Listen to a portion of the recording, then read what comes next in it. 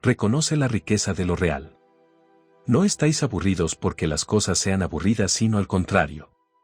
Las cosas son aburridas porque vosotros estáis aburridos. Poseemos un automatismo inconsistente y flemático, pero tan adictivo que ha logrado fusionar dos elementos que en principio deberían ser incompatibles, el aburrimiento y el entretenimiento. Es cada vez más común tener un entretenimiento aburrido, y es igual de frecuente aburrirse mientras uno trata de entretenerse. Desde la óptica de nuestra egolatría, elaboramos contenidos para exponerlos en redes sociales y potenciar el avatar, que en muchas ocasiones representa nuestra idealización del yo, nuestra versión mejorada en formato digital. Desde el momento en el que lo sometemos a la mirada pública adoptamos una actitud de receptividad agitada, logrando que el paso de ese tiempo cobre sentido y se rellene en forma de espera activa, de inquietud, mientras ansiamos una respuesta de la comunidad digital. Es un acto entretenido. Bajo esta perspectiva, entretener cumple la acepción latina de retener nuestra atención, no en vano el origen de la palabra se halla en la unión del verbo latino tenere, cuyo significado es retener o dominar, y del prefijo inter, entre. Es decir, retiene a dos elementos, que, en nuestro caso, somos nosotros y la pantalla. Pero a medida que pasamos más tiempo en las redes sociales, notamos que vamos desarrollando un acto sin propósito alguno, llegando, en casos extremos, a mirar la pantalla, pero sin ver.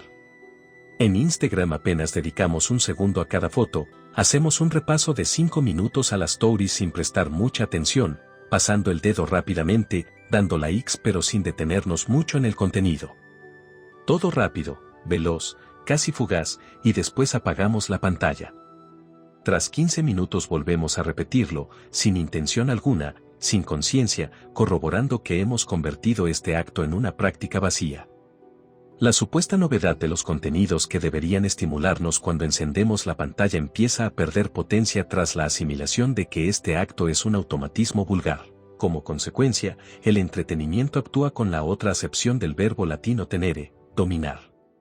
Este sometimiento ante la pantalla no pretende la construcción de un nexo que nos incorpore a ella, sino que produce un efecto pernicioso, el de dominación, provocado por una mecanización vacua y sin humanidad, de ahí que aburra. Manifiesta un malestar que se percibe como una pérdida de tiempo. El aburrimiento también puede entenderse como una prolongación del devenir del tiempo, es ese momento en el que todo se estira, se hace lento, tranquilo, se alarga, y encima nosotros lo rechazamos. Es otra manera más de postergar la acción. El problema es que se percibe como un tiempo sin sentido, de ahí que lo concibamos como una resta en nuestro cómputo vital. Al igual que sucede con la mayoría de las emociones y estados de ánimo, no existe un acuerdo de la comunidad filosófica en describir el aburrimiento. Kant, en su Antropología, ya apuntaba su factor negativo y lo presentaba como un vacío de sensaciones que puede llegar a provocar en nosotros la emergencia de hacer algo nocivo antes que quedarnos cruzados de brazos. Pensadores como Nietzsche o el propio Kierkegaard anotaban el papel crucial del aburrimiento en el origen de la creación. Así, para el filósofo danés, probablemente el tedio de los dioses dio origen a los humanos. Para Kant, el hecho de que Adán y Eva hubiesen seguido viviendo en el paraíso habría supuesto un tremendo aburrimiento, y el propio Nietzsche alega que en el día en el que Dios descansó, se aburrió. Incluso algún que otro filósofo como Pascal llegó a afirmar que todos los problemas del hombre proceden de su incapacidad de estar a solas y quieto en una habitación sin hacer nada. Poco antes, Hume dejaba entrever que incluso si algo capta nuestra atención, la probabilidad de que la mantenga activa dependerá de la variación, la dificultad o el cambio repentino, que son las únicas formas en las que se logra cierta satisfacción. Kierkegaard, bañado de ese halo de pesimismo que lo envolvía, afirmó que el aburrimiento podría convertirse en algo maligno hasta el extremo de percibirlo como una amenaza, llegando a manifestar que era una de las cosas que más le asustaban. El filósofo danés presentó un segundo motivo por el que este aburrimiento se apodera de nosotros, el hábito del estímulo. En su diario de un seductor, a los pocos días de conocer a Cordelia, una muchacha que vivía retirada con su tía, llega a afirmar de la joven, ella jamás conoció los placeres del mundo y, por tanto, en su alma no hay el menor vestigio de aburrimiento. Alguien que había crecido rodeada de una serenidad rutinaria, apartada del mundanal ruido, sin apenas relaciones sociales, era probable, según Kierkegaard, que apenas tuviera noción de aburrimiento. Desde su perspectiva, a menos estímulos, menos bostezo. Según esta teoría, a medida que vamos conociendo los placeres de la vida, la percepción del tiempo varía, orientándose hacia la consecución del siguiente placer. Si aceptamos la tesis de Kierkegaard, la solución para no aburrirnos pasa por rebajar el acceso a los estímulos y placeres. Eso implicaría una vida más austera que facilitaría un sentir del paso del tiempo más homogéneo. Para el noruego, la excitación tenía una contraprestación de peso, aumentar la posibilidad de aburrimiento. La austeridad. Hasta no hace mucho, las personas que ya empezamos a peinar canas fuimos testigos de una pedagogía de la autoridad que configuró parte de nuestra identidad. De niño estuve viviendo con mis abuelos, dos personas de un pequeño pueblo de Córdoba que durante toda su vida habían sido pobres. Llegada su vejez, lograron convertirse en propietarios de un pequeño piso de protección oficial en una barriada obrera y humilde a las afueras de Córdoba, el sector sur. Aquella vida, que había sido un ejercicio de supervivencia, se había tornado en una austeridad medida, de manera que, en ese piso, se cuidaban detalles como la luz y la televisión encendidas, las llamadas por teléfono, el uso del gas. El único lujo que se permitían solía estar relacionado conmigo y consistía en comprarme algún juguete de vez en cuando, o en traerme un bote de nocilla o una tableta de chocolate para acompañar las meriendas. Todo era simple, sencillo y austero. Por las tardes, en el tiempo de la siesta, cuando mi abuelo se echaba en la cama, todo fluía lento, cansino y aburrido, apenas había juguetes o cosas que hacer. Pero no se vivía el aburrimiento con desesperación o cólera, más bien era algo asumido, era un modelo de resignación. Había sido educado para orientar ese aburrimiento como una espera revestida de austeridad. Una austeridad que fui perdiendo a medida que el nivel de vida subía y empezaba a rodearme de más estímulos que placeres, dejando la austeridad relegada al plano de los buenos propósitos. Por suerte encontré un acicate para retomar parte de aquella austeridad perdida, la filosofía. Es una disciplina, ya sea en forma de tratado filosófico o en su forma de ensayo, que implica exigencia. Es cierto que la palabra filosofía suele provocar distintas reacciones, entre las cuales destaca la del aburrimiento, en parte porque se encuadra en un marco académico, usando canales especializados que actúan bajo un paradigma científico y que requiere años de estudio y dominio de un vocabulario específico ajeno a los profanos. A esto se le suma que sus líneas temáticas suelen tener una carga teórica que se aleja de lo mundano. Siendo así, no es de extrañar que no exista una atracción especial del gran público hacia la disciplina. Igual si las personas que se dedican a la filosofía hubiesen seguido el lema de Ortega y Gasset, que sostenía que la claridad es la cortesía del filósofo, ésta se percibiría de otra manera, pero bajo cualquiera de sus manifestaciones, aproximarse a la filosofía, al menos para mí, es un paso que acerca al rigor porque demanda tal nivel de abstracción de lo real que exige caminar por una senda áspera que facilita la austeridad. Al ser un género estricto requiere gran cantidad de atención, unido a una dosis de comprensión y análisis mientras se trabaja en ella, el tedio. No es fácil que la filosofía se popularice. En su origen guarda una estrecha relación con el aburrimiento. Aburrirse conlleva una premisa esencial, tener tiempo libre. Este solo llega cuando la sociedad ha logrado cubrir sus necesidades vitales. En la Grecia clásica se unieron varios factores fundamentales que potenciaron el nacimiento de la filosofía, como el asombro, la curiosidad, el cuestionamiento, pero, sobre todo, el aumento del nivel de vida, que les generó tiempo libre, en parte también por la política de esclavos. No es de extrañar la urgencia que tuvieron por contestar a una cuestión primordial, ¿en qué consiste una buena vida? Aristóteles ya lo había apuntado y, al parecer, siglos más tarde, Hobbes lo advirtió con aquella frase, praemen vivere deinde philosophari, primero las necesidades primarias cubiertas y después filosofar. No podemos reflexionar sobre qué es una buena vida si nuestra preocupación inmediata es saber si vamos a comer hoy o si tendremos un techo donde refugiarnos. Aburrir proviene de la palabra latina aborrere, tener aversión a algo, pero también se puede interpretar con el prefijo ab, sin negación, y el verbo orrere, ponerse los pelos de punta. Es decir, aburrirse es que algo no te ponga los vellos de punta. Esta afección está en sintonía con la actualidad. Necesitamos intensificar experiencias. Entendido así, el aburrimiento es una afección. La pregunta sería, ¿qué es lo que, a día de hoy, nos afecta desde el exterior? La respuesta es cada vez más preocupante, casi nada, de ahí el incremento de hastío. Entre la saturación, la sobreestimulación, las obligaciones y las distracciones hemos llegado a un nivel de impermeabilidad tal que es difícil que algo filtre. Es significativo el modo en el que se expresa la idea de aburrimiento en distintas lenguas. Así, podemos saber que cuando uno se aburre, en árabe, solo tiene su turbante como ocupación, en ladino, se come la miel de su cerebro, en armenio oriental, tiene gastado el corazón, en romaní, uno habla con sus pulgas, sekasiragi y r maggiori. En alemán tienen un término muy concreto para definirlo, Langeweile, que significa rato largo. De todas estas acepciones podemos concluir que el aburrimiento no debería conllevar desdicha ni sufrimiento, de ahí que no prestemos atención cuando alguien dice que se aburre mortalmente. Puede considerarse una falta de reflexividad sobre uno mismo cuando se alega, me aburro, y esto genera incomodidad, es decir, la conciencia de si se torna incómoda. H. Blumenberg, comenta el filósofo José Antonio Marina, al respecto de las teorías del psicólogo Hans Eysenck, que se puede dividir a los seres humanos en dos tipos dependiendo del nivel de estimulación básica, acelerados y lentos. El acelerado corresponde a las personalidades introvertidas que no pueden recibir mucha estimulación exterior porque se sienten angustiadas.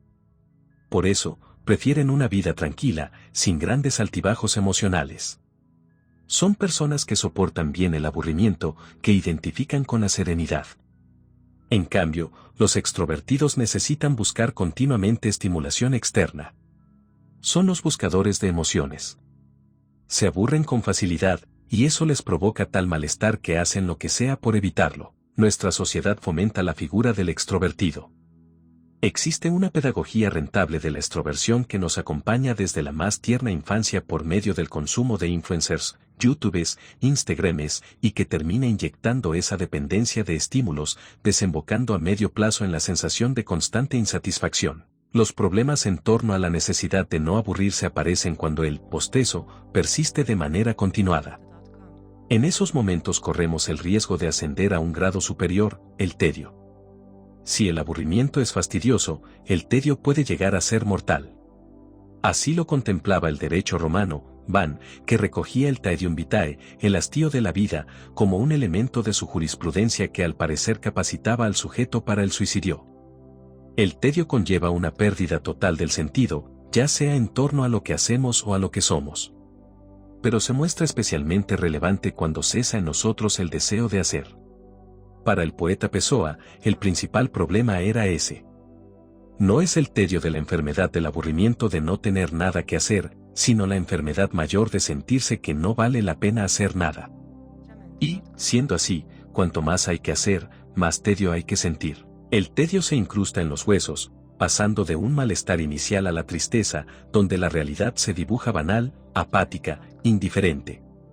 Es una extensión de la desgana que impide la expresión del sujeto.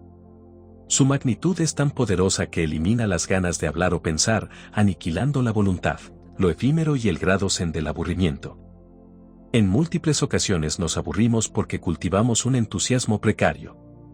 Lipovetsky ya nos advertía que estamos fijando una parte importante de nuestra vida sobre el imperio de lo efímero. Nos encontramos en la época donde más frenesíes se generan, pero a su vez son más efímeros que nunca. Esta falta de prolongación en el tiempo, que no necesariamente de intensidad, favorece la languidez. Estamos educados para activar dosis de entusiasmo continuas e ilusionantes, pero una vez activadas, los mecanismos de resistencia decaen. La resistencia, como su propio nombre insinúa, es un tema de entrenamiento, y si queremos que el entusiasmo persista, es importante educarlo. Para ello, no sería mala idea imponerse metas a medio o largo plazo que se apoyen en un recordatorio diario, con el objetivo de sostener el propósito que nos hagamos. El aburrimiento disminuye desde el momento en el que somos capaces de cultivar un entusiasmo sostenido. Existe una alternativa que hemos desechado, pero que tuvo su predicamento entre la burguesía italiana en los tiempos previos a la globalización, il dolce far niente, el dulce hacer nada. El aburrimiento también puede ser acto de presencia cuando nos tomamos demasiado en serio el valor de nuestro tiempo libre bajo la perspectiva de la productividad. La tensión de exigirle al tiempo libre una plena realización, tratando de extraer al máximo su jugo, termina bloqueando la posibilidad de disfrutar del ocio, sometiéndolo a tal presión que todo aquello que no cumpla esos estándares de alta exigencia se convierte en aburrido. Esta profesionalización del tiempo libre, esta productividad del ocio, impide que alcancemos el grado zen, que no es otra cosa que il dolce far niente. ¿Acaso existe una manera más bella de describir cómo debería ser el paraíso del aburrimiento? Indica un posible camino de liberación. Para lograr este nivel zen es necesario reestructurar gran parte de las nociones que poseemos de vida, placer y éxito. Es aprender a disfrutar de lo que en Andalucía llamamos calma chicha, esas tardes repletas de indiferencia, entre el calor y la apatía, sin nadie por la calle, 42 grados, con el sonido de una chicharra, en estado de duermevela, apático, pero sin intención de activarte, dejando correr el tiempo, sin más, dilatadamente y admirando cómo se demora todo en una calma chicha. Para llegar a este estado es necesario desalojar la mente de intenciones, abandonarse y, lo que es más importante, desocuparse. La esencia de este grado zen es convencerse de que no es necesario dedicarse a nada, nada requiere o demanda nuestra ocupación, nada es tan importante como para romper ese espectáculo aburrido e hipnótico de la calma chicha. Para que no sea motivo de angustia es necesario entrenar mentalmente la desocupación y desarrollar la capacidad de fabricar paréntesis en los que esa dulzura de hacer nada no sea angustiosa. Para ello se precisa aflojar, de no hacerlo, tendremos un tedio opresivo que suele ser destructivo. Encontrar ese dolce far niente es complicado, porque debe presentarse como un complemento de la vida activa, es la clave de un equilibrio no buscado, un dejar pasar que, si bien no siempre complace, tampoco atormenta. Podríamos caer en la tentación de perpetuarlo, pero la evidencia nos muestra que el hombre no mantiene una sanidad mental sin ocupaciones, no solo nos aburrimos faltos de preocupaciones, faltos de aventuras y peligros, faltos de problemas, sino que también nos aburrimos faltos de angustia, un futuro sin riesgos ni azares, una carrera segura, una vida cotidiana exenta de tensión figuran entre las condiciones más habituales del aburrimiento. Ese fruto de la triste falta de curiosidad, como lo llama Baudelaire, que toma las proporciones de la inmortalidad, es la consecuencia de un devenir distendido. Desocupados, aburrirse debería ser una buena señal que indicara que no tenemos preocupaciones mayores orientadas a nuestra supervivencia. Descartes comentó que a él se le ocurrió la idea del método mientras estaba reposando tranquilo en una habitación, sin distracciones y dejándose llevar. Pero el aburrimiento que lo ayudó en su proceso de estimulación era distinto al que ahora tenemos. Provenía de una desocupación carente de intencionalidad. Cuando nos encontramos con un espacio-tiempo que hay que cubrir y sin la presión de una oferta de entretenimiento titánica, se facilita el reto de la creatividad. Pero el aburrimiento actual parte de una percepción primera, no hay espacios ni huecos vacíos que queramos rellenar debido a la saturación. Y cuando tenemos alguno libre, acudimos a la oferta prediseñada, tratando de ajustarnos a ella, intentando ver si estamos cómodos. Como hay multitud de espacios en oferta, apenas somos capaces de aguantar mucho tiempo en alguno, porque nos entra la ansiedad de querer probarlos todos. A la mínima que advertimos incomodidad, o una pizca de desagrado, saltamos a otro espacio, cambiamos de canal, buscamos otra serie, quitamos la película, cerramos la app y abrimos otra, nos apuntamos a una nueva actividad en el gimnasio porque el primer día que fuimos a yoga no terminó de gustarnos. Apenas damos segundas oportunidades cuando se trata de entretenimiento. La consecuencia de esta impaciencia es que cada vez es más difícil disfrutar del ocio. Algunos de estos modelos de entretenimiento requieren tiempo y adaptación. Es como el gimnasio, las primeras sesiones de Pilates son terribles, demoledoras, descubres la poca flexibilidad que tienes y las agujetas provocan un dolor matutino que nos recuerda que no estábamos hechos para eso. Sin embargo, a medida que insistes, tu cuerpo, tu musculatura, tu actitud, todo mejora, se va acoplando. Pero tenemos una subjetividad tan sensible, tan caprichosa, tan exquisita, exigente y delicada que es complicado encontrar ese hueco donde encajar a gusto. Este egocentrismo determina que el espacio es el que debe adaptarse a nosotros y no viceversa. Sin darnos cuenta nos sumimos en una dinámica tan paradójica como frustrante. Por una parte, queremos encajar en esos espacios de entretenimiento prediseñados, lo que implicaría tomar conciencia de que son espacios modelo que, si bien están orientados a la comodidad, no necesariamente tienen que encajar adecuadamente con nosotros. Pero por otro lado queremos que el espacio se configure desde nosotros a pesar de que no estamos por la labor de construirlos. Somos testigos de una lucha a muerte en la industria del entretenimiento por producir zonas que puedan valer para la mayoría, pero que nos hagan sentir únicos. Es una paradoja difícil de solucionar.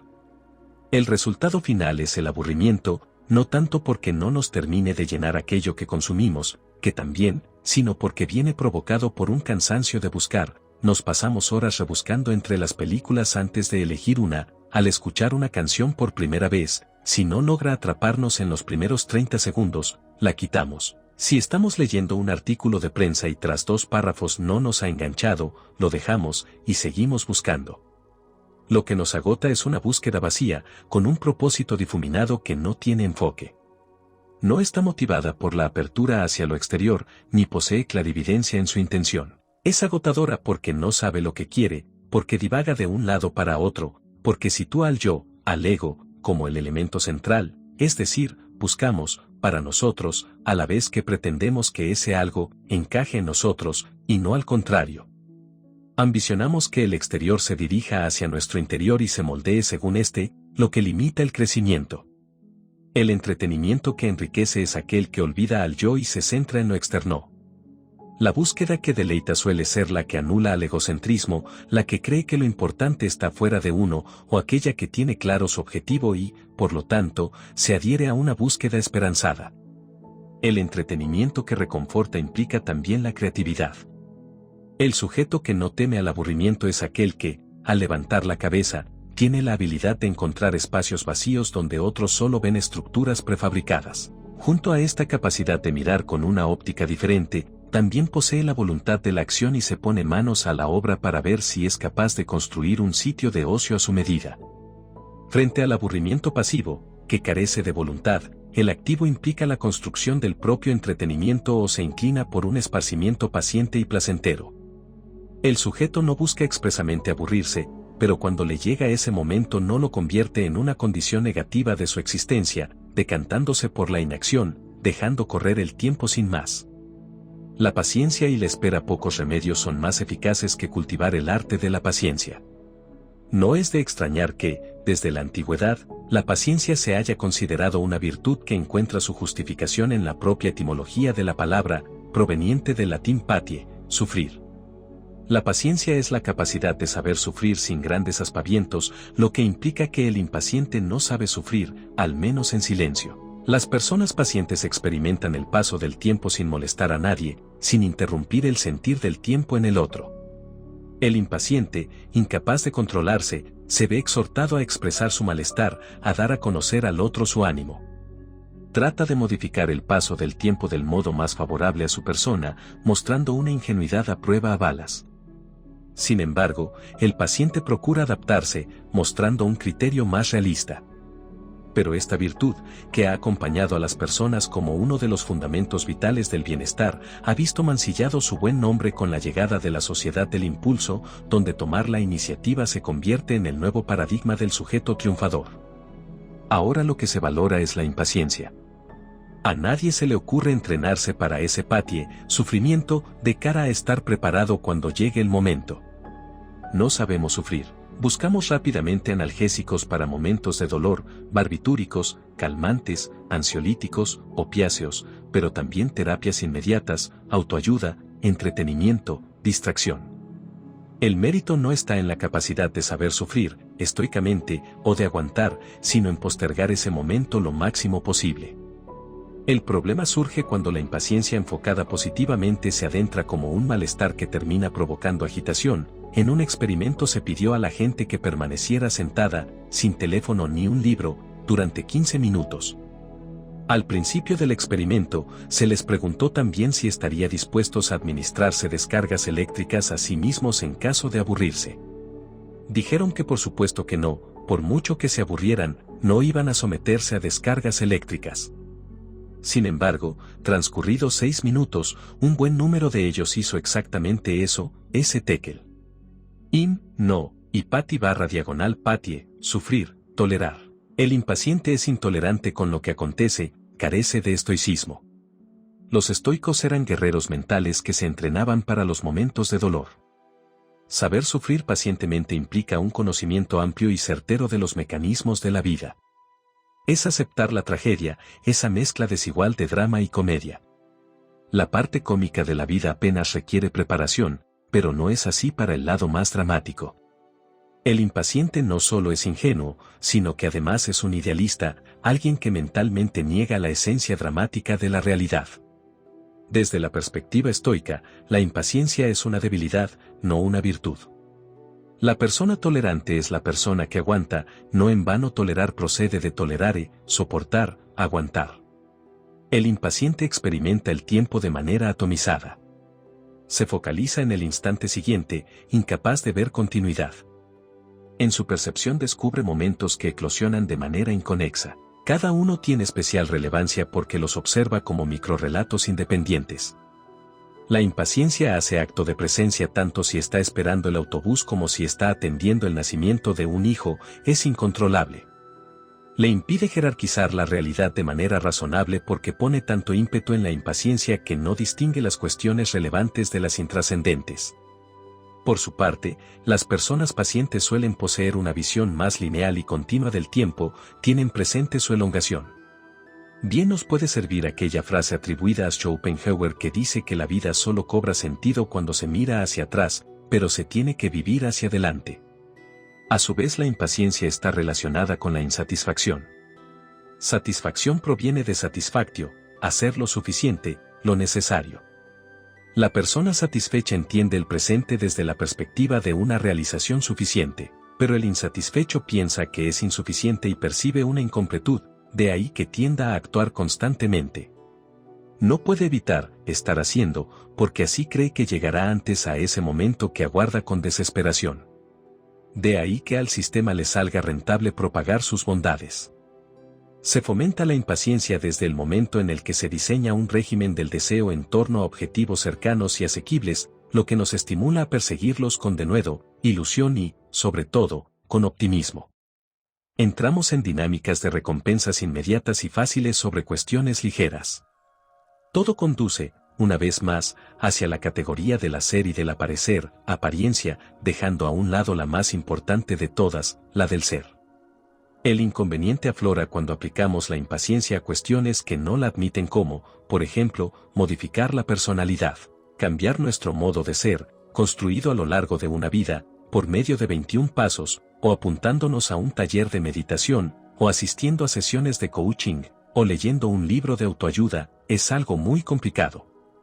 Lo mismo ocurre si hablamos de algunos pilares esenciales de la vida tales como una amistad que te complemente o cultivar el amor erótico filial, eros y filie. La hiperacción no facilita estas labores y en lugar de tomarnos nuestro tiempo, buscamos soluciones ligeras para problemas profundos. Esta inquietud por lograr todo y ya provoca un ejercicio de automotivación que se manifiesta incluso en las nuevas formas de consumir drogas, tales como el Adderall.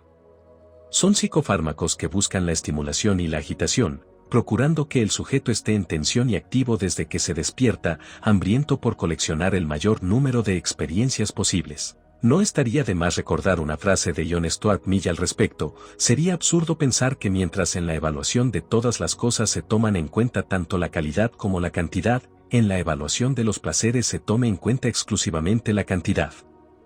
Hemos privilegiado la cantidad de placeres por encima de la calidad de los mismos. Hemos apostado por un sistema de máxima productividad del deleite frente a la artesanía del placer y, como el mundo se nos presenta a los ojos como una cuchipanda de goces fáciles, es complicado que no terminemos ahitos. La esperanza y la caja Pandora. Si queremos equilibrar la balanza de la identidad, va siendo hora de revisar nuestra actitud con respecto a la espera. En cuanto a este asunto me remito al libro Goudet sigue sin venir, de Miguel Albero.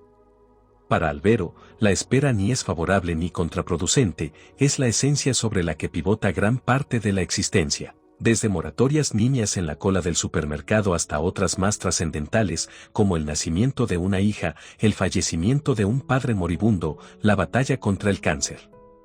En sus memorias, Zweig narra cómo los jóvenes vieneses se disfrazaban de mayores, se dejaban bigote e intentaban aparentar mucha más edad porque la valoración del sujeto, especialmente la relacionada con el mundo del trabajo, se asociaba con la experiencia.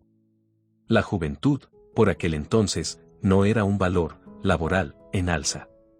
Estaban impacientes por presentar la imagen de madurez suficiente para alcanzar el mercado laboral, pero, en su impaciencia, la demora se vivía como un acontecimiento prometedor por alcanzar ese momento soñado. Poco después, el intelectual alemán pudo observar que la generación que siguió a la suya logró liberarse de ese estigma de la experiencia que requería tener cierta edad y se dedicó a realzar sus propios valores. A día de hoy, la impaciencia por ser adulto parece que no apremia con tanta fuerza. Si bien la juventud, para algunas culturas, dependiendo del enfoque, se ha considerado un divino tesoro, nunca como ahora se había idolatrado como un valor absoluto, al igual que la impaciencia. En su ensayo, Albero nos señala que la palabra esperar se usa para significar el tiempo que uno tiene que aguardar, el mero discurrir del tiempo, pero también está relacionada con la esperanza. Y esto es algo que no sucede en otros idiomas. En inglés, por ejemplo, una cosa es hope, esperanza, y otra es what, esperar. En francés la esperanza es espoir y esperar se dice attendre. Hablar de esperanza es hablar de la caja de Pandora. Hesiodo, un escritor del siglo VII a.C., en su libro El trabajo y los días, nos narra este mito. Pandora era una bella mujer que el dios Zeus, el más poderoso del Olimpo, mandó hacer con la intención de vengarse de Prometeo, que había robado el fuego sagrado y se lo había regalado a los hombres para que se protegieran. Prometeo era atrevido e inteligente, y estaba enfrentado a los dioses, de los que desconfiaba, así que Zeus sabía que tenía que desquitarse de este oprobio por una vía secundaria. Por ello, encargó crear una mujer de belleza irresistible, Pandora, para presentársela al hermano de Prometeo, Epimeteo. Prometeo le advirtió a su hermano que no se fiase de los regalos de los dioses, pero la belleza de Pandora era tal que le resultó complicado resistirse y terminó intimando con ella. Pandora había sido agasajada con una vasija, nosotros lo llamamos caja, de la que ignoraba su contenido. El día de su boda se la entregó a Epimeteo como regalo y éste decidió abrirla. De aquella vasija salieron todos los males, que se esparcieron por el mundo, y Pandora se precipitó a cerrarla lo antes posible. Pero cuando lo hizo, la vasija ya se había vaciado casi por completo, dejando atrapada al final de ella la esperanza, el pez. En esta versión del mito se puede entender que la esperanza es lo único que nos queda para enfrentarnos a los males que pululan por el mundo. Pero, como en todo mito clásico que se precie, existen varias versiones y, por lo tanto, varias interpretaciones. Podríamos concebirlo desde la perspectiva negativa, es decir, la vasija que llevaba Pandora estaba repleta de todos los males, luego la esperanza podría considerarse otro, solo que, al quedar atrapada, parece querer decirnos que por mucho que creamos en ella, hay ciertos males en la vida, muerte, dolor, enfermedad, que no podremos evitar. Entendida así, empeora la situación. Los estoicos la consideraban uno de esos regalos envenenados, porque genera falsas expectativas que evitan que te prepares para las dolencias que nos llegarán. En otra versión del mito, se interpreta la palabra griega elpes como espera, que es lo que se queda al final de la vasija. Esto implica que, al no haber salido junto con los otros males, estos nos llegarán sin esperarlos. Es decir, no podremos saber cuándo aparecerán, lo que conlleva preocupación. Una tercera versión habla de dos vasijas, una donde estaban los bienes y otra donde estaban los males. En la de los bienes se encontraba la esperanza y en la de los males se encontraba la espera. Sea como sea, creo que queda claro que forman parte consustancial de nuestra realidad y que, en gran medida, dependerá de nosotros la interpretación de los mismos. En esta percepción creo que la mesura de los estoicos al respecto puede ser de gran ayuda a la hora de afrontar la vida y, sobre todo, el proceso de construcción de la identidad. El famoso Epicteto, que había sido esclavo en Roma y que después fundaría su propia escuela estoica, advirtió que es un arma de doble filo. Pensaba que, al igual que no debemos sujetar la nave, el barco, con una sola ancla, tampoco deberíamos orientar nuestra vida con una sola esperanza porque es peligroso y reduccionista.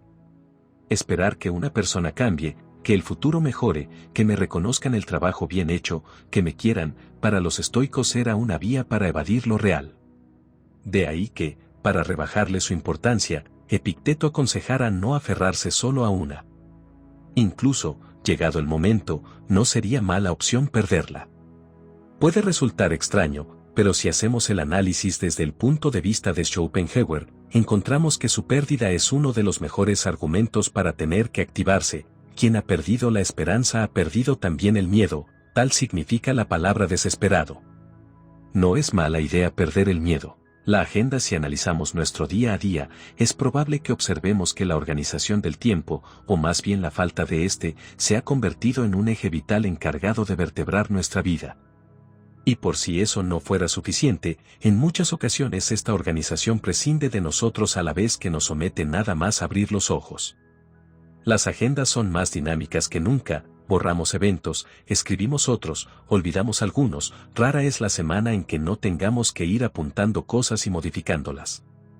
Los smartphones han introducido la reminder, recordatorio, poniendo de manifiesto el hecho de que es imposible hacernos cargo de todo, y demostrando que no tenemos capacidad suficiente para llevar adelante todas las propuestas que nos llueven desde múltiples flancos. La aceleración de la vida implica que la agenda se lleva al día, que es difícil mirar más allá de un mes vista y que cada vez es más complicado recordar lo que sucedió hace 2 meses. Lo inmediato se impone. Esto conlleva menos tiempo para la reflexión, menos posibilidad de tomar distancia. Al no poder separarnos, nuestro foco se sitúa en lo inminente, pero con un ángulo de apertura muy estrecho. Cuando vamos corriendo, angustiados y presionados, apenas somos capaces de percibir el entorno más allá que lo que tenemos delante de las narices. El resto queda desenfocado.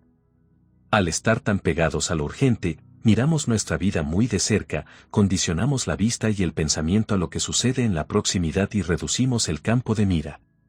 De ahí que en numerosas ocasiones las nimiedades de lo próximo nos parezcan calamitosas contrariedades, por falta de perspectiva. A esto se le suma que, cuando levantamos la cabeza de lo inmediato, lo hacemos para mirar la pantalla, especialmente la del smartphone, eliminando así la única visión directa de la realidad que teníamos. Es un modelo de vida cada vez más estrecho y apretado. La agenda solía tener una apreciación principalmente profesional, se circunscribía a una libreta de carácter anual donde se apuntaban las cuestiones relacionadas con el trabajo, pero, al llegar a casa, apenas tenía peso específico en lo referente a la organización del hogar. Para la vida personal no hacía falta mucha agenda.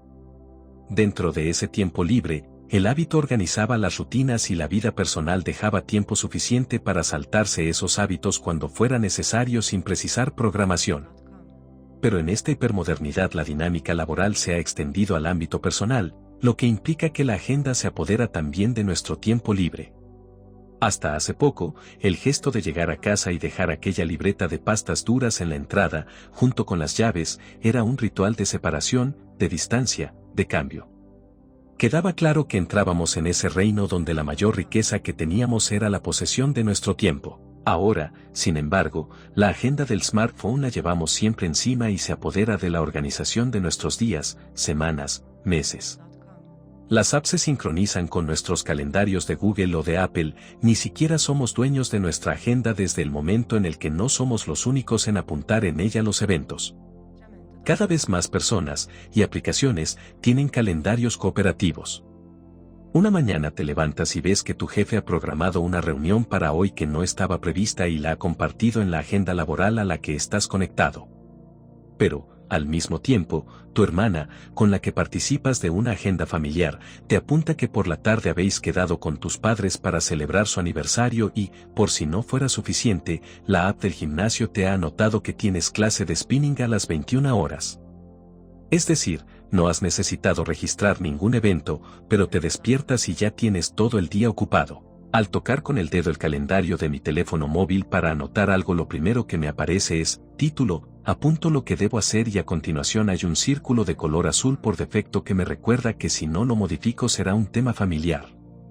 Pero si es un asunto de trabajo tengo que cambiarlo a color violeta, y si es urgente a color rojo, pero si es una cuestión relacionada con mis hijos tengo que elegir el color añil y si lo está con mi pareja es color marrón.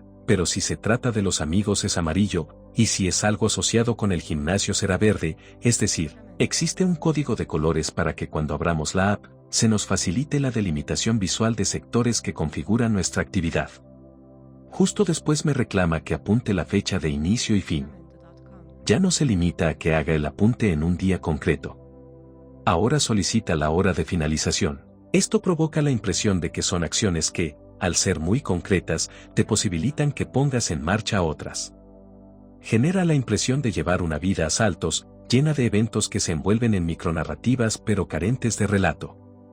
Si no tomamos el control puede que nos invada la sensación de ir a trompicones.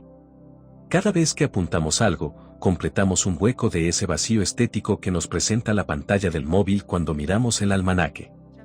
Corremos el peligro de percibir que la vida se experimenta por medio de hechos cerrados, que no existe continuidad alguna. Cada anotación que hacemos en la agenda es particular, singular, con su color, con su horario. Son compartimientos estancos sellados que no tienen encadenamiento. Por si fuera poco, se pide la ubicación. No se conforma con saber el título, la hora y los minutos que durará, sino que además le gustaría saber exactamente el lugar. Y deslizando un poco el dedo hacia abajo me dice que 30 minutos antes me avisará y que el día anterior me lo irá recordando. No hay necesidad de memorizar, ergo no hay posibilidad de olvidar. Streaming y los recordatorios. En todo este proceso hay una cuestión importante que debemos tener en cuenta, el directo. La agenda virtual siempre está activa y a mano, convirtiéndose en un elemento de revisión perenne donde cualquier aviso irrumpe en nuestro relato. La pantalla del smartphone se enciende y nos lo comunica. Desde ese momento ya no hay escapatoria, los avisos constantes están orientados a dirigirnos hacia el instante del directo, todo se coaliga para conducirnos a esa anotación que se ha marcado como importante. Estos recordatorios parecen apuntalar el nivel de gravedad que otorgamos a lo que hacemos. Todo aquello que no esté en la agenda no es digno de convertirse en evento. Desde que nos despertamos y encendemos el móvil, lo primero que saltan son los recordatorios, y a partir de ahí todo confluye hacia el momento en el que esos eventos sean en directo. No hay paz, no hay relax, no hay desconexión. Con la crisis de la COVID-19 pudimos observar el tremendo peso que ha cobrado el directo en nuestras vidas. Los streamings se multiplicaron exponencialmente y el fresco del directo se impuso. El problema es que el directo es un tiempo que posee tal potencia en sí, que encierra tanta carga ontológica, que es muy complicado mostrar la totalidad y la autenticidad de lo que somos y, dependiendo del caso, tensiona nuestra actitud. Es un momento limitante porque nos impide manipularlo. Rara es la persona que, tras revisar lo que hizo, dijo, pensó en directo, no se arrepiente de no haberse explicado mejor, o no se fustiga porque no dijo todo lo que pretendía, o no se indigna porque percibió que el directo era insuficiente. Acostumbrados a editarnos una y otra vez antes de mostrarnos al mundo, el directo representa una mezcla paradójica de descontrol y seguridad por igual. No en vano someterse a un streaming implica poseer la confianza de que uno lo hará bien. A esto se le suma la imposibilidad de olvido. Como el interés pasa por asistir, por estar presente en todos los eventos posibles, el smartphone hace lo necesario para evitar que lo olvidemos, apoderándose de nuestro criterio de atención. Recordar no está de moda y memorizar mucho menos, ambas cosas implican un esfuerzo mental que puede ser suplido por el teléfono móvil. Pero al hacerlo, dejamos en manos de la máquina la jerarquía del aviso, porque la agenda electrónica no diferencia, a excepción de los colores con los que marcamos estas tareas, unos avisos de otros, no separa los trascendentales de los importantes, de los compromisos, de los necesarios. No nos permite la inoperancia, la pasividad o la excusa del olvido, y tampoco deja espacio para distraerse. La distracción es paradójico lo que nos está sucediendo con la distracción. Estamos viviendo el momento histórico donde más distracciones existen a la vez que estamos deseando distraernos, pero cuando nos ponemos manos a la obra, encontramos un halo de insatisfacción que nos genera ansiedad porque queremos distraernos mejor.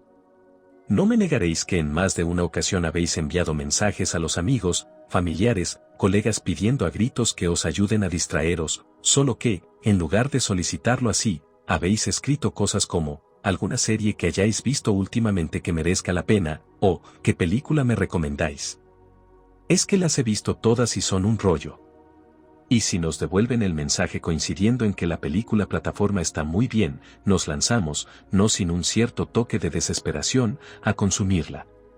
Hay varios motivos que explican esto, pero destaca nuestra alta exigencia hacia el entretenimiento. En algunas ocasiones la vida que llevamos no termina de gustarnos. Las obligaciones que tenemos, el trabajo que realizamos, la familia que hemos construido, el modo en el que ocupamos nuestro tiempo libre no consiguen llenarnos y puede que tampoco nos satisfagan lo suficiente, en parte porque hemos consumido demasiados mensajes de psicología positiva que nos dicen que el futuro está en nuestras manos. Hemos visto demasiados vídeos de autoayuda, asistido a múltiples sesiones de coaching, leído muchas autobiografías exitosas, y sentimos que hay un cierto halo de fracaso en el proyecto vital que habíamos imaginado. Nos percibimos incompletos y, dependiendo del caso, infelices. Como nos cuentan Joyce y Cabanas en su libro Apicracia, se ha creado toda una industria de la felicidad que nos acompaña 24 horas al día y que no ayuda precisamente a potenciar el bienestar emocional. A este ligero malestar podemos hacerle frente desde varios flancos. El primero implica investigar de dónde procede esa doctrina que nos forjamos sobre cómo debería ser esa vida magnífica a la que aspiramos. Las ideas son un componente esencial de la sabiduría. Por algo Platón fue de los primeros pensadores que cayó en la cuenta de que la verdadera sabiduría era un sofisticado ejercicio de aprendizaje que consistía en ir descubriendo y destapando la falsedad o autenticidad de las mismas. En el mito de la caverna existe una enseñanza fundamental que nos muestra a dos tipos de personas, aquellas que se conforman con las ideas que les muestran, como si fueran la verdad, y las que tratan de comprobar su veracidad emprendiendo un camino para descubrir su grado de autenticidad. Es importante realizar un detenido examen sobre nuestra sabiduría, tratando de esclarecer las fuentes de las que hemos bebido. Es probable que, si indagamos honestamente en la genealogía de nuestras ideas, nos demos cuenta de que muchas proceden del mundo de la ficción, es decir, están condicionadas por un relato inventado que se presenta como real. Así sucede, por ejemplo, con el concepto de amor romántico que nos publicitan desde la más tierna infancia, con la imagen de familia perfecta, con la noción de trabajo ideal. Asumir una noción ficticia y artificial en torno a la realidad puede suponer un problema a la hora de entretenernos porque nos empeñaremos en buscar un esparcimiento que esté a la altura de esas expectativas. Puede que esa necesidad constante de entretenimiento sea una huida hacia adelante evitando la introspección sobre el origen de nuestras aspiraciones. No en vano la belleza de esas expectativas es tan embaucadora que a veces preferimos no pensar, seguir soñando y someternos a cualquier distracción evasiva que nos haga olvidar que nuestra vida apunta a un proyecto en vías de fracaso. Distracción proviene del latín distraere, dis, separación, y traere, arrastrar, tirar, es decir, la distracción es lo que te separa de donde estás y te conduce hacia otro camino. La verdadera distracción arrastra hacia un camino divergente, empuja hacia otra dirección. En un momento como el nuestro, saturado de estimulación, podría ser el reposo, la meditación, la contemplación, la reflexión, el sosiego. Si existe una intención verdadera de esparcimiento, el primer paso bien podría ser la desconexión, la desunión. El problema es que en el ámbito de lo privado continuamos saturados de quehaceres, aumentando las dificultades para el desapego. Es entonces cuando la distracción se convierte en una sustracción en lugar de un entretenimiento. Si no ponemos atención y cuidamos de nuestro tiempo libre podemos terminar sufriendo un entretenimiento alienante, que es aquel que nos impide caminar por otro camino. Que la vida iba en serio. Muchas de las cuestiones que nos torturan emocional y mentalmente están relacionadas con la idea que nos hemos formado sobre cómo debería ser la vida. En el sentido más optimista de todos, hemos idealizado y visualizado una vida excelente y la tenemos en constante proyección dentro de nosotros. Para naturalizarlo, el sistema ha desarrollado una serie de eslóganes que se repiten cual mantras. Desde los púlpitos del capital, nos empujan a ser inconformistas en pos de ese ideal, nos animan a perseguirlo hasta la extenuación, sin denuedo, con perseverancia. Esto implica que el constante nivel de insatisfacción que nos invade debe ser considerado, o al menos eso es lo que le gustaría al sistema, como un mecanismo que nos impulsa hacia la mejora, en lugar de una desgracia que nos impide disfrutar de la única vida que tenemos. Cuando uno empieza a cumplir años, lo primero que percibe es la realidad del tiempo, especialmente en su paso. Si hemos asumido esas ensoñaciones, caeremos en la cuenta de que cumplimos años, pero no siempre cumplimos sueños. Es probable que, para entonces, podamos decir, junto con el poeta Jaime Gil de Biedma, que la vida iba en serio. Uno lo empieza a comprender más tarde, como todos los jóvenes, yo vine a llevarme la vida por delante. Dejar huella quería y marcharme entre aplausos, envejecer, morir, eran tan solo las dimensiones del teatro. Pero ha pasado el tiempo y la verdad desagradable asoma, envejecer, morir, es el único argumento de la obra. Séneca ya mostraba el camino. Pocas palabras son tan acertadas e interesantes como las que dejó escritas a su amigo Lucilio a la hora de encarar la realidad de la vida hablándole sobre la cercanía de la muerte. Hay que tener en cuenta que este filósofo cordobés, que alcanzó un gran renombre en Roma y acompañó a 3 emperadores, llegando a ser el preceptor, educador personal, de Nerón, sufrió 3 condenas a muerte. Sería este último emperador el que ordenara su ejecución. Una muerte que Séneca, ya anciano, cumplió reuniendo a su familia, cortándose las venas, metiéndose en una bañera de agua templada y acompañándolo de un vaso del mismo veneno con el que murió Sócrates, cicuta. Su experiencia vital, unida a su halo de estoicismo, dejó algunas reflexiones sobre la realidad de la vida, como esta: diversos acontecimientos nos recuerdan nuestra fragilidad. Es una locura concebir largas esperanzas cuando el mañana es incierto. Puesto que nuestro final está determinado por el destino, ajustemos las cuentas con la vida. Nuestro mayor defecto está en que siempre dejamos cosas para el futuro. El medio para corregirlo será concentrar la vida en sí misma y valorar el presente. El que vive de la esperanza tiene miedo a la muerte, pero es preferible morir que consumirse en la tortura. Peor que la muerte es traicionar a los amigos o a los hijos. Lo que importa es vivir bien, lo que a menudo implica no vivir mucho tiempo. Cada día, cada hora nos muestran la nada que somos y, con algún testimonio reciente, nos recuerdan nuestra fragilidad, que tenemos olvidada, entonces obligan a tomar en consideración la muerte a los que estábamos haciendo proyectos eternos. Nos conmina a poner los pies en la tierra y prestar el debido respeto y atención a lo que sucede en el presente. Es importante asentarse en lo real frente a cualquier ideal nocivo. Algunos filósofos han situado la tragedia como eje vital, son los vitalistas. De entre ellos destaca Nietzsche, pero por aquello de hacer patria usaré a uno de nuestros pensadores, que tiene una visión tan realista como necesaria para luchar contra esa idealización, Ortega y Gasset. Basta recordar aquella famosa frase que escribió en su libro Meditaciones del Quijote: yo soy yo y mi circunstancia. Es una frase que ya comenté en el libro El arte de pensar. Las circunstancias son todo aquello que nos configura como personas pero que no elegimos, sino que se imponen: el lugar donde naces, la clase económica de tu familia, su nivel educativo. Decía Ortega que 2/3 de la vida de una persona se pueden comprender por el lugar en el que nace y el momento en el que lo hace. Pero la frase continuaba: y si no la salvo a ella, a las circunstancias, no me salvo yo. Esto quiere decir que no debemos olvidarnos de ellas porque no desaparecen, son las encargadas de anclarnos a nuestra realidad. Los problemas de insatisfacción aparecen cuando las desdeñamos y las sustituimos por las nuevas circunstancias virtuales que nos fabricamos. La segunda cuestión que suele afectar negativamente a nuestro proyecto de vida se relaciona con el reduccionismo, que implica enfocar la vida de manera tan intensa y precisa que se nos olvida el resto del paisaje. Existe un mantra motivacional y empresarial que defiende la importancia de tener claro un objetivo en la vida y lanzarte a ello con toda el alma, levantarte cada mañana y asumir toda la retahíla de mensajes de autoayuda, determinación, perseverancia, resiliencia. No es que sean malas palabras, el problema se presenta cuando son las únicas que nos permitimos decirnos, y evitamos aceptar de manera natural palabras como contemplación, reposo, distensión, desconexión, dilatación, error, cansancio. Con el fin de no idealizar y reducir el proyecto vital a un solo foco, Ortega nos hablaba de perspectivismo. Cada persona tiene un punto de vista sobre la vida, pero ni la realidad ni la verdad se pueden limitar a este. La suma de puntos de vista es lo que nos enriquece, la suma de perspectivas. Para explicarlo nos pone un ejemplo: es importante prestar especial atención a la última frase. Desde distintos puntos de vista, 2 hombres miran el mismo paisaje, sin embargo, no ven lo mismo. La distinta situación de cada uno hace que el paisaje se organice ante ambos de distinta manera. Lo que para uno ocupa el primer término y acusa con vigor todos sus detalles, para el otro se halla en el último, y queda oscuro y borroso.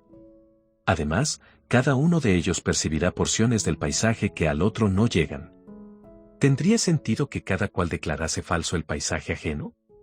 Evidentemente, no, tan real es el uno como el otro. Pero tampoco tendría sentido que puestos de acuerdo, en vista de no coincidir sus paisajes, los juzgasen ilusorios. Esto supondría que hay un tercer paisaje auténtico, el cual no se haya sometido a las mismas condiciones que los otros dos. Ahora bien, ese paisaje arquetipo no existe ni puede existir. La realidad cósmica es tal, que solo puede ser vista bajo una determinada perspectiva. La perspectiva es uno de los componentes de la realidad. Lejos de ser su deformación, es su organización. Una realidad que vista desde cualquier punto resultase siempre idéntica es un concepto absurdo. Esto implica eliminar el fanatismo en torno a la realidad de cada uno. Cuando copiamos e importamos del exterior ese ideal de vida que creemos maravilloso, solemos menospreciar el resto de las cuestiones y tratamos de focalizar las energías en ese proyecto. El problema puede aparecer cuando no somos realistas en cuanto a nuestras capacidades. Estamos sumergidos en una sociedad que nos educa para reaccionar al estímulo rápido y cercano, que conlleva, a su vez, la recompensa inmediata.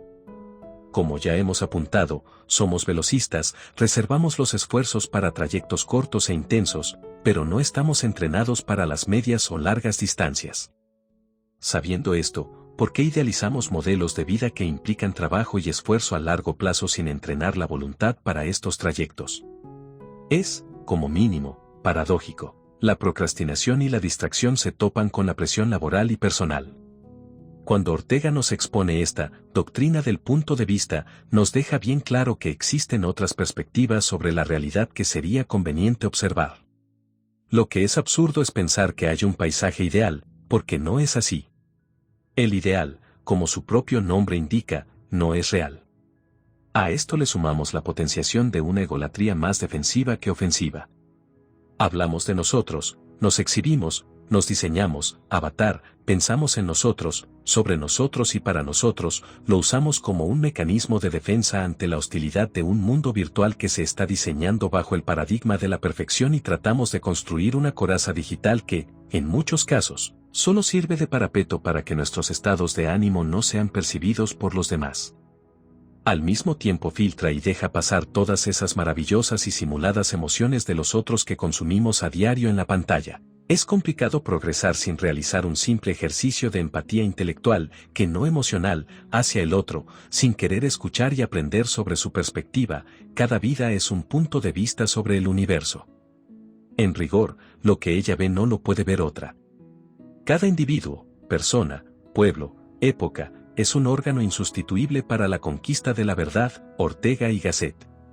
En esto consiste el perspectivismo, en vivir con las múltiples circunstancias que se presentan en la vida, en la nuestra y en la ajena. Esto implica que cuando razonemos sobre algo, evitemos la tentación de hacerlo en abstracto y sin apoyos reales. Pensar desde la propia singularidad, tratando de fusionar la razón con la propia vida, es hacer uso de lo que Ortega denominó razón vital. Cuando se vive, no se tiene más remedio que usar la razón, hay que razonar dentro de las circunstancias que nos han tocado vivir. Sería extraño, por ejemplo, que durante el periodo que duró el confinamiento por la COVID-19 nuestra manera de enfocar la realidad no se hubiese visto afectada por esas circunstancias y por los contextos en los que nos encontrábamos, confinados entre las paredes de casa. Esta razón vital es una razón histórica que se va configurando a medida que vivimos. No es cerrada, pura o estática, sino más bien una razón preñada de sentido común que desenvuelve su actividad dentro de la propia vida, que se centra en el quehacer diario. La vida nos es dada vacía, y eso implica que tenemos que ocuparla. Suele ocurrir que por la pereza del mínimo esfuerzo preferimos importar del exterior modelos de vida que no parten de nuestras circunstancias, y esto, tarde o temprano, genera esa desafección sobre lo que hacemos. Es importante que cada uno sea realista y diseñe su propio programa de existencia, a ser posible, dentro de su realidad, nuestra vida. No es solo nuestra persona, sino que de ella forma parte nuestro mundo. Vivir es hallarse frente al mundo, con el mundo, dentro del mundo, sumergido en su tráfago, en sus problemas, en su trama azarosa. Pero también viceversa, ese mundo, al componerse solo de lo que nos afecta a cada cual, es inseparable de nosotros. Ortega y Gasset. Si el contenido de este audio fue de tu utilidad, te invito a que me regales un me gusta y suscríbete al canal para que disfrutes de más información que nos permita aprovechar al máximo el poco tiempo que tenemos para obtener sabiduría y filosofías que nos sean de un gran apoyo para mejorar nuestra vida. Reproduce el audio cuando te encuentres atorado en el tráfico, al realizar actividades del hogar, si te encuentras en algún vuelo, en sala de espera en algún lugar o simplemente si haces una caminata al aire libre. Siempre es bueno encontrar medios que nos permitan tener oportunidad de aprender y mejorar como seres humanos. Sé audaz y aprovecha al máximo la oportunidad que tenemos de estar en este mundo y no olvides, carpe diem, tempus fugit.